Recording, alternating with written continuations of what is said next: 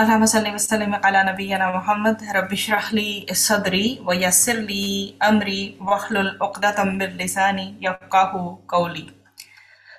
ربنا زدنا علما نافعا رب يسر ولا تعسر وتمم بالخير اللهم وفقنا لما تحب وترضى آمين يا رب العالمين.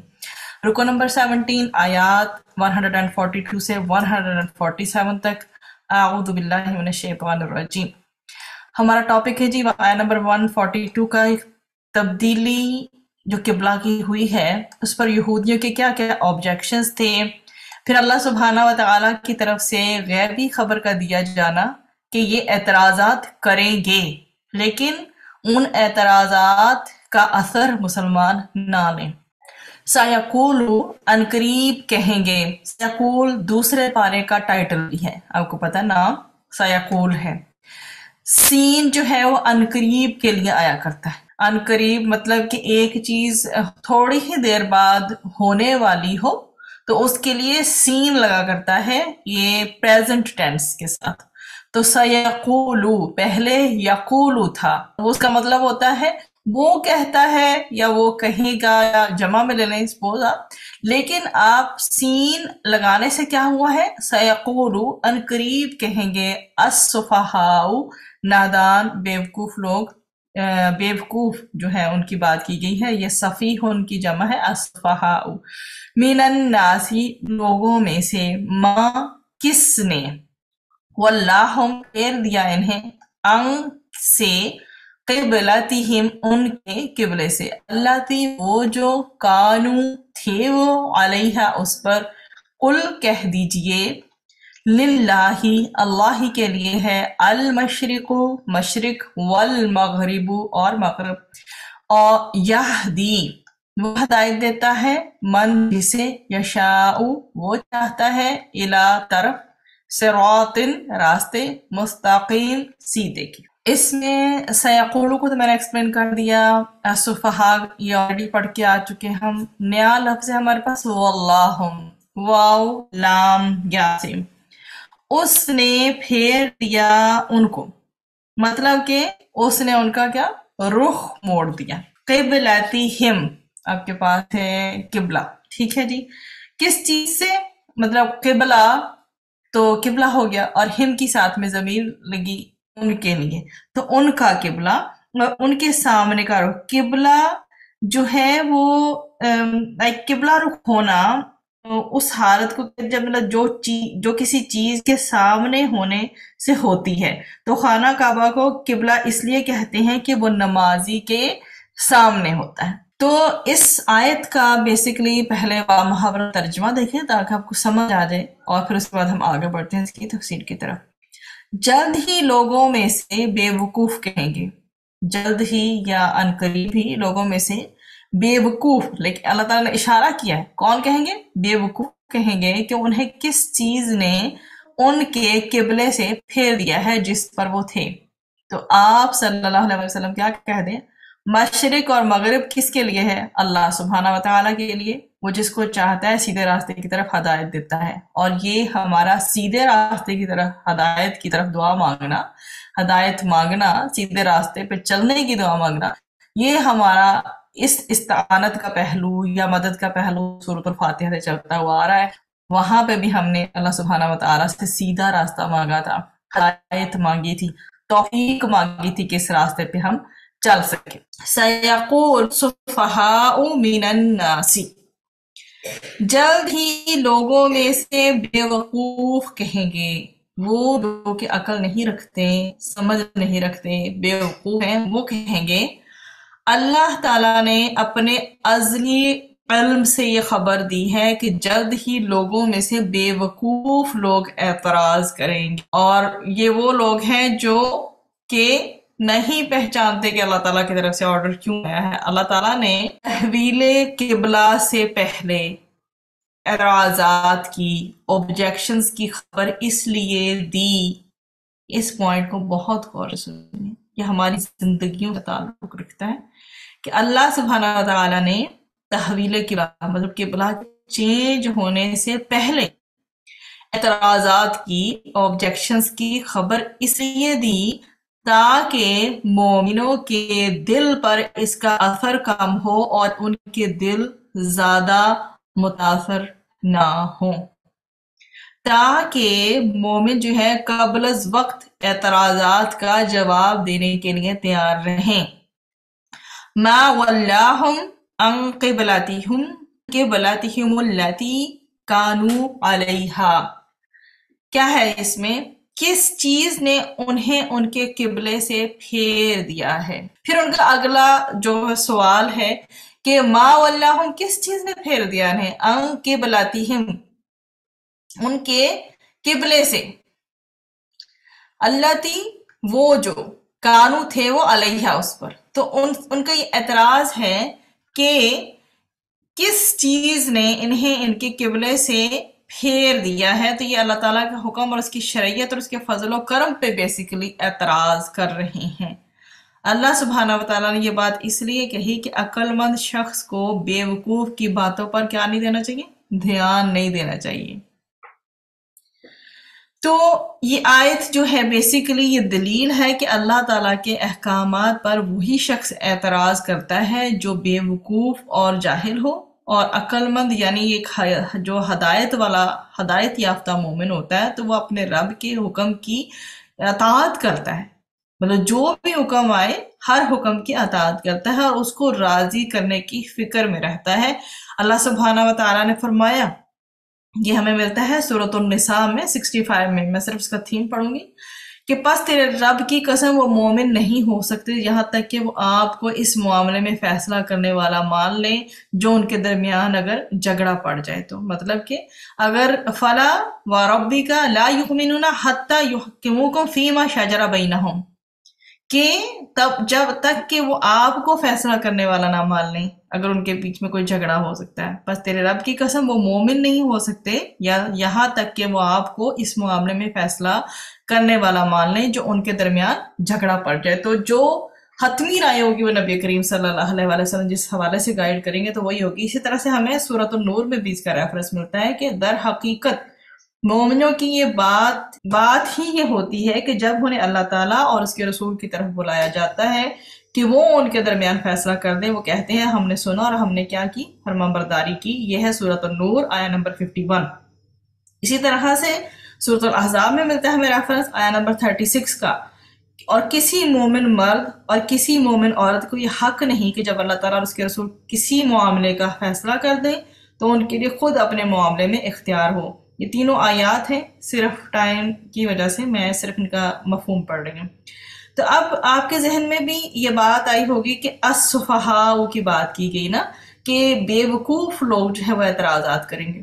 تو اللہ سبحانہ وتعالیٰ نے یہود کو السفہاء کہا ہے، وہ ہے بے وقوف۔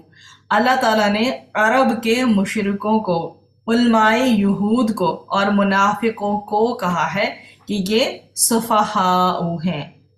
یہود، عرب کے مشرک لوگ اور علماء یہود اور منافقین، یہ سب جو ہیں سفہاء ہوں۔ اب قبلہ جو ہے، قبلہ بیسیکلی کیا ہے؟ قبلہ سے مراد وہ مرکز عبادت ہے جس کی طرف رخ کر کے نماز ادا کی جاتی ہے، ٹھیک ہے؟ اصطلاحاً وہ بیت العبادہ ہے جس کی طرف منہ کر کے نماز پڑھی جائے۔ اور مقصد کیا ہے؟ اللہ سبحانہ وتعالیٰ نے قبلہ مقرر کیوں کیا؟ قبلہ مقرر کرنے کا اصل مقصد عبادت کو آرگنائز کرنے کے لیے ایک عام رخ کا تعین کرنا ہے کہ ہماری عبادت جو ہے کمپلیٹلی آرگنائزڈ ہو جائے، اور ایک رخ کی طرف جو ہے تعین کا مطلب بھی یہی ہے کہ جب ہم ایک رخ کی طرف ہو جائیں گے، ہم فوکسڈ بھی ہو جائیں گے، آرگنائزڈ بھی ہو جائیں گے، تو کیا ہے عبادت کو منظم کرنا اور ایک عام رخ کا تعین اس لیے پھر کیا گیا۔ اب قبلہ اول جو ہے بیت المقدس، ڈیفینیٹلی وہ بھی ایک ہولی قبلہ ہے، اس کو بھی ایک تقدس حاصل تھا۔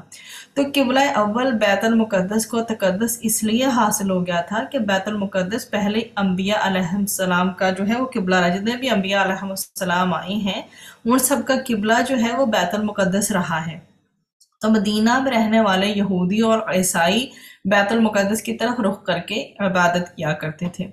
تو مدینہ آنے کے بعد نبی کریم صلی اللہ علیہ وسلم نے وحی نازل ہونے سے پہلے انبیاء علیہ السلام کی سنت پر عمل کیا، یوں بیت المقدس کو کیا ہے تقدس حاصل ہو گیا، کیونکہ آلریڈی جو ہے اس کو ابھی احکامات نہیں تھے آئے کہ کس جو ہے وہ قبلہ تبدیل ہوگا. یہ خبریں ضرور تھیں پچھلی کتابوں میں، لیکن احکامات نہیں تھے آئے. تو اس لیے مدینہ آنے کے بعد نبی کریم صلی اللہ علیہ وسلم نے وحی نازل ہونے سے پہلے کیا کیا، پھر انبیاء کی سنت کو فالو کیا ہے. تو پھر اس وجہ سے انہوں نے بیت المقدس کو تقدس بھی حاصل ہوا، اور انہوں نے فالو بھی وحی آنے سے پہلے کے ٹائم تک اسی کو کیا ہے. تو قبلے کی تبدیلی کا حکم مدینہ کی طرف ہجرت کرنے کے تقریباً 16 یا 17 منتھس کے بعد آیا. 16 یا 17 ماہ کے بعد یہ آرڈر آیا، اور مدینہ میں ہجرت کے بعد بیت المقدس کو قبلہ ٹھہرایا گیا. جب وہ شروع میں گئے ہیں تو بیت المقدس کی طرف ہی نماز ادا کیا کرتے تھے. اس میں مہاجر مسلمانوں کی آزمائش تھی کہ جن لوگوں نے ہجرت کی ہے کیا ان کے دلوں کی ہجرت بھی ہوئی ہے یا نہیں، اور گھر بار چھوڑنے والوں نے اللہ تعالیٰ کے فیصلے کے مطابق قبلے کو بھی چھوڑ دیا ہے یا نہیں. تو اب قبلے کو تبدیل کیوں کیا گیا، یہ بھی بات ذہن میں آتی ہے. تو قبلے کی تبدیلی کا مقصد یہ تھا کہ بنی اسرائیل کو امامت سے معزول کر کے امت مسلمہ کو ان کی جگہ دے دی جائے. اللہ سبحانہ و تعالیٰ نے پہلے تو بہت جو انعامات سے نوازا ہے بنی اسرائیل کو، ٹھیک ہے، لیکن انہوں نے پھر کیا بیہیویئر شو کیا، یہ آپ کے سامنے ہے. تو بنی اسرائیل کو جو امامت سے معزول کر کے امت مسلمہ کو ان کی جگہ دے دی جائے، اور قیامت تک بیت المقدس کی بجائے بیت اللہ کو دین کی دعوت اور خدا پرستوں کے باہمی اتحاد کا جو ہے وہ عالمی مرکز بنا دیا جائے. اب جب یہ تبدیلی ہوئی ہے قبلے کی، جب قبلے کی تبدیلی کے حکم پر یہود نے کیا کچھ نہیں کیا. قبلے کی تبدیلی پر یہود کا پروپیگنڈا یہ تھا کہ بیت المقدس ہمیشہ سے نبیوں کا قبلہ رہا ہے، پھر اس کی مخالفت کیوں. قبلے کی تبدیلی یہودیوں کی مخالفت کے لیے دوسرا پوائنٹ یہ اٹھاتے تھے. پہلا پوائنٹ تھا یہ کہ بیت المقدس ہمیشہ سے نبیوں کا قبلہ رہا ہے، پھر اس کی مخالفت کیوں. اور دوسرا پوائنٹ یہ تھا ان کے پاس کہ قبلے کی تبدیلی یہودیوں کی مخالفت کے لیے. اور پھر اس میں کہ تحویل قبلہ پر یہود نے معاذ بن جبل رضی اللہ عنہ سے کہا کہ محمد مصطفیٰ صلی اللہ علیہ وآلہ وسلم نے ہمارے قبلہ کو حسد سے ترک کر دیا ہے. تو یہ سارے پوائنٹس وہ اٹھاتے تھے. یہ نبی خود اپنے مشن کے بارے میں حیران و پریشان ہے. کبھی ایک بیت اللہ کی طرف رخ کرتا ہے، کبھی دوسرے بیت المقدس کی طرف. مطلب وہ سمجھتے تھے کہ خدا نخواستہ نبی کریم صلی اللہ علیہ وآلہ وسلم کنفیوزڈ ہیں، اور وہ یہ پوائنٹ ریز کرتے تھے. پتہ ان کو بھی سارا تھا، ان کی کتابوں میں مینشنڈ تھا کہ بیت المقدس کی طرف کبھی رخ کرتے ہیں، کبھی بیت اللہ کی طرف. تو یہ تو خود حیران اور پریشان ہو رہے ہیں. اب اگلا جو پوائنٹ مزید وہ اٹھاتے تھے وہ یہ تھا کہ اگر بیت اللہ ہی اصل قبلہ ہے تو اس کا مطلب یہ ہے کہ اس سے پہلے مسلمانوں نے بیت المقدس کی طرف رخ کر کے جو نمازیں پڑھی ہیں وہ بیکار ہیں. اب دیکھیں گے کس قدر فتنے والے پوائنٹس ہیں جو انہوں نے اٹھائے. اب ان سارے جو اعتراضات ہیں ان کا جو ہے وہ جواب بھی موجود تھا. نبی کریم صلی اللہ علیہ وسلم جیسی بہترین شخصیت ایک امت کے اندر ہو اور وہ خود کنفیوز ہو جائے یا اپنے فالورز کو کنفیوز رہنے دے گی. تو یہود نے قبلے پر اعتراضات اس لیے کیے کہ بیت المقدس یہود کا قبلہ تھا، جس کی منسوخی کا اعلان رسول اکرم صلی اللہ علیہ وسلم کی زبان سے یہود کو بہت ہی ناگوار گزرا. یوں بھی وہ رسول اکرم صلی اللہ علیہ وسلم کا اپنا دشمن جو ہے وہ گرداننے لگے. تحویل قبلہ کے اس تازہ اعلان کو وہ اسی سلسلے کی ایک اہم کڑی سمجھے، اور اس پر طرح طرح کے انہوں نے پھر اعتراضات اور آبجیکشنز کرنا شروع کر دی. ان کے ہم نوا کچھ اور لوگ بھی منافقوں اور بے دینوں میں سے ہو گئے. اس میں بہت ہی خوبصورت حدیث ملتی ہے سیدہ عائشہ رضی اللہ عنہا سے، روایت ہے کہ رسول اکرم صلی اللہ علیہ وآلہ وسلم نے فرمایا کہ اہل کتاب کو مسلمانوں کے ساتھ سب سے بڑا حسد 3 چیزوں پر ہے۔ 3 چیزیں ہیں جن پر وہ جیلسی کرتے ہیں۔ ایک تو یہ کہ ہفتے میں ایک دن عبادت کے لیے مخصوص کرنے کا حکم ساری امتوں کو ملا تھا، یہود نے ہفتے کا دن مقرر کر لیا، تو یہود نے ہفتے کے دن کو مقرر کر لیا اور نصارہ نے اتوار کا دن، اور در حقیقت عند اللہ مطلب اللہ کے ہاں وہ جمعہ کا دن تھا جو مسلمانوں کے انتخاب میں آیا۔ یہ وہ پہلا پوائنٹ تھا جیلسی کا۔ دوسرا پوائنٹ یہ تھا، دوسرے وہ قبلہ جو تحویل کے بعد مسلمانوں کے لیے مقرر کیا گیا تھا اس کی کسی اور امت کو توفیق نہیں دی گئی۔ تیسرا، امام کے پیچھے آمین کہنا۔ یہ تینوں خصلتیں صرف مسلمانوں کو میسر ہوئیں اور اہل کتاب ان سے محروم ہیں۔ مسند احمد کی ہمیں وہاں سے اس کا ریفرنس ملتا ہے۔ تو آپ کی آسانی کے لیے اسے میں دوبارہ سے دہرا دیتی ہوں۔ سیدہ عائشہ رضی اللہ عنہا سے روایت ہے کہ رسول اکرم صلی اللہ علیہ وآلہ وسلم نے فرمایا کہ اہل کتاب کو مسلمانوں کے ساتھ سب سے بڑا حسد 3 چیزوں پر ہے۔ ایک تو یہ ہے کہ ہفتے میں ایک دن عبادت کے لیے مخصوص کرنے کا حکم ساری امتوں کو ملا، یہود نے ہفتے کے دن کو مقرر کر لیا اور نصارہ نے اتوار کا دن، اور در حقیقت عند اللہ وہ جمعہ کا دن تھا جو سب مسلمانوں کے جو انتخاب میں آیا۔ اور دوسرے وہ قبلہ جو تحویل کے بعد مسلمانوں کے لیے مقرر کیا گیا تھا اس کی کسی اور امت کو توفیق نہیں دی گئی۔ تیسرا یہ کہ امام کے پیچھے آمین کہنا۔ یہ تینوں خصلتیں صرف اور صرف مسلمانوں کو میسر ہوئیں اور اہل کتاب ان سے محروم ہیں۔ قبلے کی تبدیلی کا جو حکم ہے اس پر کفار اور جو قریش ہیں ان کا کیا ریاکشن تھا؟ کفار قریش نے کہا تھا کہ محمد مصطفیٰ صلی اللہ علیہ وآلہ وسلم اپنی جائے پیدائش کے تو مشتاق تو ہو گئے ہیں، ان قریب وہ اپنے دین کی طرف بھی لوٹ آئیں گے۔ اس کا ریفرنس ہمیں قرطبی میں ملتا ہے، کیونکہ اب جو خانہ کعبہ ہے وہ کہاں ہے؟ مکہ میں۔ نبی کریم صلی اللہ علیہ وآلہ وسلم بھی مکہ میں پیدا ہوئے۔ اب انہوں نے کیا باتیں شروع کر دی کہ وہ اپنی جائے پیدائش کے مشتاق ہو گئے۔ اب آ گیا ہے آگے مومنوں کا پورشن۔ مومنوں نے اس تبدیلی سے کیا سمجھا؟ مومنوں نے قبلے کے حکم سے یہ سمجھا کہ اصل چیز قبلے کی سمت نہیں ہے، سبحان اللہ، بلکہ اصل چیز اللہ سبحانہ و تعالیٰ کا حکم ہے۔ اللہ تعالیٰ کی طرف سے جس وقت جو حکم آ جائے وہی اس وقت کا قبلہ ہوگا۔ مومنوں نے قبلے کے حکم سے یہ سمجھا کہ اصل چیز قبلے کی ڈائریکشن نہیں ہے، سمت نہیں ہے، بلکہ اصل چیز اللہ سبحانہ و تعالیٰ کا آرڈر ہے۔ اللہ تعالیٰ کی طرف سے جس وقت جو حکم آ جائے وہی اس وقت کا قبلہ ہوگا۔ یہ ہونا چاہیے ایک مسلمان کا ایٹیچیوڈ towards the orders of اللہ سبحانہ و تعالی۔ قُلْ لِلَّهِ الْمَشْرِقُ وَالْمَغْرِبُ۔ اب اس پورشن میں آتے ہیں۔ قُلْ لِلَّهِ الْمَشْرِقُ وَالْمَغْرِبُ۔ قُلْ کہہ دیجئے، مشرق اور مغرب اللہ سبحانہ و تعالی کے لیے ہی ہیں، یعنی مشرق و مغرب کا مالک اللہ تعالیٰ ہی ہے اور کوئی سمت اس کی ملکیت سے باہر نہیں، اور وہ جسے چاہتا ہے سیدھا راستہ بھی دکھاتا ہے۔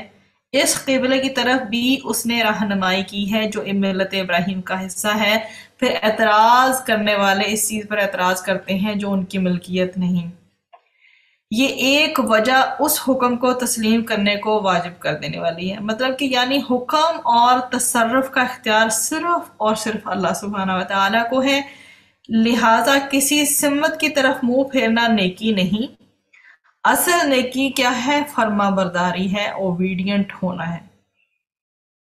قبلے کی طرف رخ جو ہے وہ نماز پڑھنے کے لیے یعنی اللہ تعالیٰ کی عبادت کے لیے کرنا ضروری ہے۔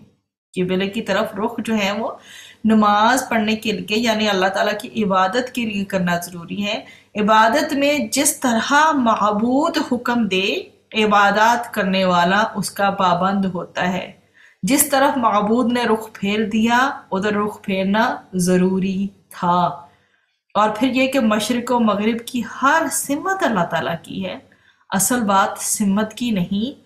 ہر سمت میں اللہ تعالیٰ کی عبادت کی جا سکتی ہے اگر اس کی طرف رخ کرنے کا اللہ تعالیٰ نے حکم دیا ہو۔ تو اللہ سبحانہ و تعالیٰ نے مشرق و مغرب کی ملکیت کا شعور دے کر انسان کو یہ سمجھایا ہے کہ مالک کی طرف توجہ رکھو اور اس کا حکم پورا کرنے کے پابند رہو۔ یہدی من یشاء الی صراط مستقیم، صراط مستقیم سے مراد دین اسلام ہے۔ صراط مستقیم ہی میں سے ہے کہ اللہ تعالیٰ کا حکم آنے کے بعد قبلہ ابراہیم کی طرف رخ کرنا ہے۔ وہ جس کو چاہتا ہے سیدھے راستے کی طرف ہدایت دیتا ہے۔ اس سے ہمیں کیا پتہ چلتا ہے کہ ہدایت کا تعلق اللہ سبحانہ و تعالیٰ کی مشیت سے ہے۔ وہ جس کے لیے چاہتا ہے ہدایت کے اسباب پیدا کر دیتا ہے، اور اسی لیے اسی سے ہدایت جو ہے اللہ سبحانہ و تعالیٰ سے ہی طلب کرنی چاہیے۔ ہدایت اور گمراہی کے کچھ اسباب ہیں جو اللہ تعالیٰ کی حکمت اور عدل کی وجہ سے پیدا کیے جاتے ہیں، اس میں اللہ تعالیٰ ہی بہتر جانتے ہیں۔ بندہ جب ہدایت کے ان اسباب کو اختیار کرتا ہے جو اللہ تعالیٰ نے اپنی کتاب میں بیان کیا ہے تو اسے ہدایت مل جاتی ہے۔ اللہ سبحانہ و تعالیٰ کا ارشاد ملتا ہے ہمیں سورۃ المائدہ آیہ نمبر 16 میں۔ مفہوم یہ ہے کہ اس کے ذریعے اللہ تعالیٰ اس کو سلامتی کے راستے کی ہدایت دیتا ہے جو اس کی رضا کے پیچھے چلا، اور وہ اپنے حکم سے انہیں اندھیروں سے نکال کر روشنی ملاتا ہے اور انہیں سیدھے راستے کی طرف ہدایت دیتا ہے۔ اب میں اس کو تھوڑا سا آپ کے سامنے سمرائز کر دیتی ہوں۔ سب سے پہلی بات تو اعتراض سے شروع ہوئی کہ یہودیوں کو تحویل قبلہ پر بھی اعتراض تھا۔ تو اس آیت میں بیسیکلی اللہ سبحانہ و تعالیٰ نے اسی کا جواب دیا کہ جب محمد مصطفیٰ صلی اللہ علیہ وسلم ہجرت کر کے مدینہ منورہ تشریف لائے تو یہاں بیت المقدس کی طرف منہ کر کے نماز پڑھا کرتے تھے، اور اس کے بارے میں مختلف روایتیں بھی ہمیں ملتی ہیں کہ مدینہ پہنچ کر کتنی مدت تک آپ صلی اللہ علیہ وسلم نے بیت المقدس کی طرف منہ کر کے نماز پڑھی۔ اور پھر میں نے آپ کے سامنے ذکر کیا کہ تقریباً 17 یا 16 منتھس کی جو ہے مدت ملتی ہے بیت المقدس کی طرف منہ کر کے نماز پڑھنے کی، even going to Madina as well, کہ مدینہ میں جب پہنچ بھی گئے ہیں تب بھی وہاں پر رہتے ہوئے بھی 16 اور 17 منتھس انہوں نے قبلہ اول بیت المقدس کی طرف منہ کر کے نماز پڑھی ہے۔ جب محمد مصطفیٰ صلی اللہ علیہ وسلم مکہ میں تھے تو وہاں بھی آپ صلی اللہ علیہ وسلم بیت المقدس ہی کی طرف منہ کر کے نماز پڑھتے تھے اور کعبہ کو سامنے رکھتے تھے۔ اس میں بھی ہمیں کچھ روایات ملتی ہیں۔ بہرحال جب حکمت الہی کا تقاضا ہوا کہ آپ صلی اللہ علیہ وسلم کعبہ کی طرف منہ کر کے نماز پڑھے تو اللہ تعالیٰ نے آپ صلی اللہ علیہ وسلم کے دل میں اس کا شوق پیدا فرما دیا، اور آپ اللہ تعالیٰ کے حکم کی آرزو میں بار بار آسمان کی طرف منہ کر کے دیکھا کرتے تھے۔ بس اللہ تعالیٰ نے کعبہ کی طرف منہ کرنے کا حکم دینے سے پہلے مخالفین کے متوقع جو بھی طعنے تھے نا، جو بھی اعتراضات تھے، ان کے بارے میں بتا دیا کہ عنقریب بیوقوف لوگ کیا کریں گے، کعبہ کی طرف منہ کر کے نماز پڑھنے کے حکم پر کیا کریں گے، اعتراضات کریں گے کہ ان مسلمانوں کو ان کے قبلہ بیت المقدس سے جس کی طرف منہ کر کے وہ مدت تک نماز پڑھتے رہے ہیں کس چیز نے پھیر دیا۔ یہ طعن مدینہ کے یہود، منافقین اور مشرکین کی طرف سے ہوا تھا جو ہم ڈیٹیل سے پڑھ کے آ چکے۔ یہود تو اس لیے طعن کرتے تھے کہ اللہ تعالیٰ اپنے احکامات کو کیوں منسوخ کرتا ہے؟ کیا اس کو نعوذ باللہ پہلے سے معلوم نہیں تھا کہ یہ امر ان کو اس لیے بھی ناگوار گزرا ہے کہ یہ نبی عربی صلی اللہ علیہ وسلم جو ہے وہ انبیاء کے قبلہ کو چھوڑ کر جاہلوں کے قبلہ کی طرف منہ کرتا ہے، لہذا وہ نبی ہی نہیں ہے۔ پوائنٹ دیکھیں ان کا۔ اور جس کی حضرت موسیٰ علیہ السلام نے تورات میں خبر دی ہے، جبکہ مشرکین عرب کہتے تھے کہ آخر کار ہمارے ہی کعبہ کی طرف منہ کیا، تو اللہ تعالیٰ نے ان کے جواب میں فرما دیا ہے کہ آپ صلی اللہ علیہ وسلم کہہ دیجئے کہ مشرق و مغرب سب اللہ تعالیٰ ہی کے لیے ہیں، یعنی اللہ تعالیٰ کے نزدیک تمام سمتیں یکساں ہیں، وہ ہر وقت اور ہر جگہ موجود ہے، کسی خاص جگہ اور مکان میں محدود و مقید نہیں ہے۔ وہ کسی خاص وجہ سے ایک خاص سمت کو عبادت کے لیے مخصوص کر دیتا ہے، جس کو ہر شخص نہیں سمجھتا۔ اللہ تعالیٰ جس کو چاہتا ہے اس کی طرف ہدایت کرتا ہے۔